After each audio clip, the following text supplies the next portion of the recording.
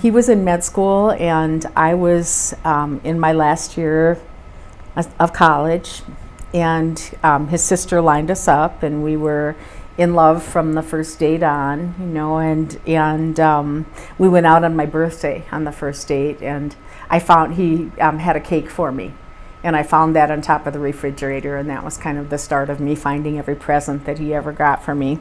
It just seemed like we were going to, go into old age together. That's kind of what we fully expected, that we would always be together and that we would, be 90 together and still happy. He died 14 months after he was diagnosed, and he had really done pretty well. For somebody with pancreatic cancer. He had an experimental treatment at Stanford in the first month, and they radiated all around his pancreas. So he really had, some pretty good times. And he didn't start feeling badly until, maybe 2 months before he died. We knew he was going to die, but we just thought he had longer. And, he had some friends of mine that came and said goodbye, and he said, no, I have 3 months at least left, and the actual dying process was very hard. And I wasn't ready for that. He said goodbye to me, and he said, his last words were, you were the perfect wife for me. And I was kind of sad at first. I thought, I wanted him to say, I love you, but then, it was okay, and it was kind of special, really, because we really, we're both a little bit of odd ducks, I think, and we just matched, so we really were kind of the perfect people for each other. He died facing me, like with his head turned, toward me. And it was very hard for me for maybe 3 or 4 months after that.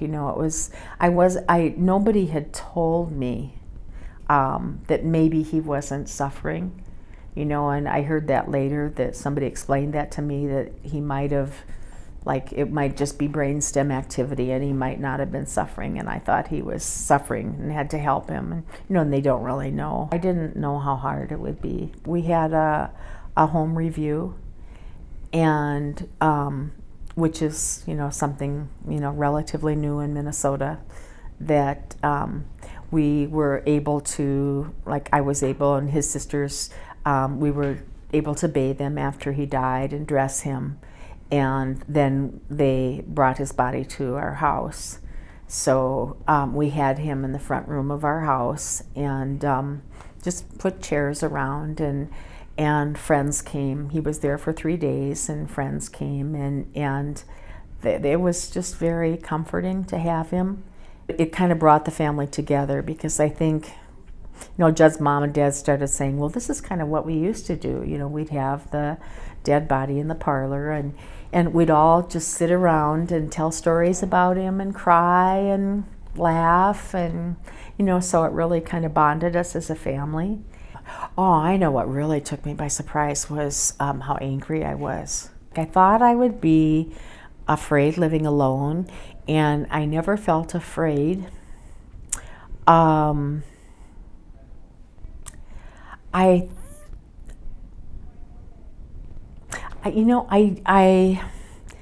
think probably my biggest fears were managing all the paperwork and the money, and I just didn't have a clue what to do with house stuff. He'd taken care of that, and so I think it was mostly, kind of the where our lines had been drawn of who took care of what, and I didn't know at all how to do it.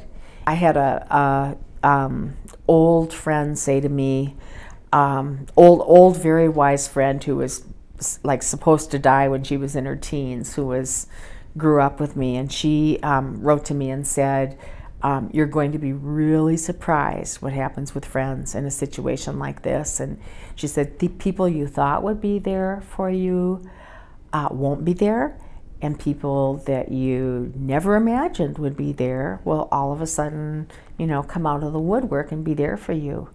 I think that was the biggest thing.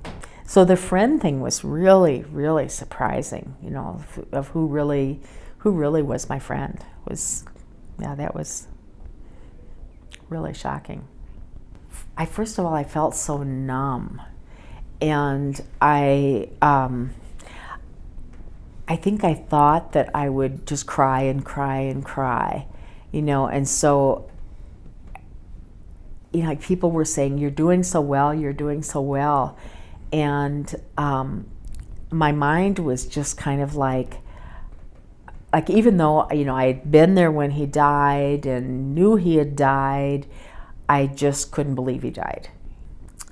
That's hard. The belongings are so hard. And, it's like I feel like I just, it just doesn't end, like I keep coming, even though I think I, have given things away, it's like I just come across a new thing all the time. I kept a bathrobe, and I heard so many people say, oh, it's so nice to keep this bathrobe because it smells like, your loved one, or it has their cologne on it or something like that, And the really sad thing is, like, it's just been, and I should have known it, none of his clothes had any scent. It's like he just was one of those, like, people that just didn't, have a much smell, so it was kind of disappointing. It's like I just kept trying to see, like, if I could smell him, and I couldn't. It was hard to get rid of them, and yet they're not him. I miss touch. I think I missed hugs, like having that connection at the end of the day, like always knowing that all these things may happen, but I'll go home and see Judd, and that, he'll understand and he'll be interested in my day, and I am filling my days, but everything seems pretty disjointed, without that contact at the end of the day. I'm a lot more competent than I thought I was, that I can learn and manage a lot of things that I didn't think I could, house-wise, car-wise, financially, that I feel like I've learned so much. It's been a crash course, it's been kind of exhausting. And I think I also have discovered that I really, really thought that he was so essential kind of to my being. I thought that I would, like maybe, go into massive depression or something, like really break down.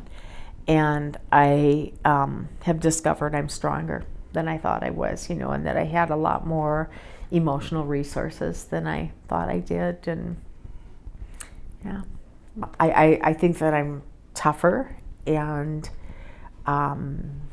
angrier, I would say. I don't put up with things that I might have put up with before.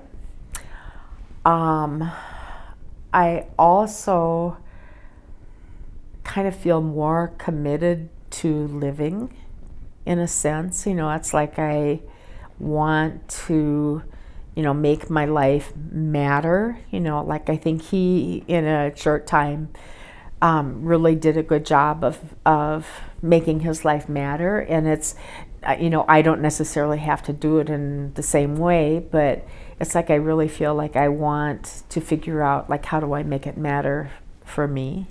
The first year, I think I felt like I had my leg cut off, like I felt like I had part of me amputated. And, I think I'm, slowly finding that I'm a lot more kind of whole as time goes on. Like I feel like, things maybe that I was kind of borrowing from him, that I had myself, were in me. So, yeah. Whatever it is that makes you feel better, let yourself have. I remember seeing people online doing this, and I saw them before Judd died. I found the site. And then after he died, it's like I was just kind of in a daze, and I don't know, like in the middle of one night or something, I chanced on the site again, and I thought, oh my God, I didn't realize this was from St. Paul, my city, my own city, and these people are doing this. And I remember the first time looking at it and thinking like, this would be wonderful to see what other widows felt like, and I have to remember this, and of course, I totally forgot about it, I kind of then found it again. And yeah, so, I think the reason I wanted to do it was because it was so helpful to me.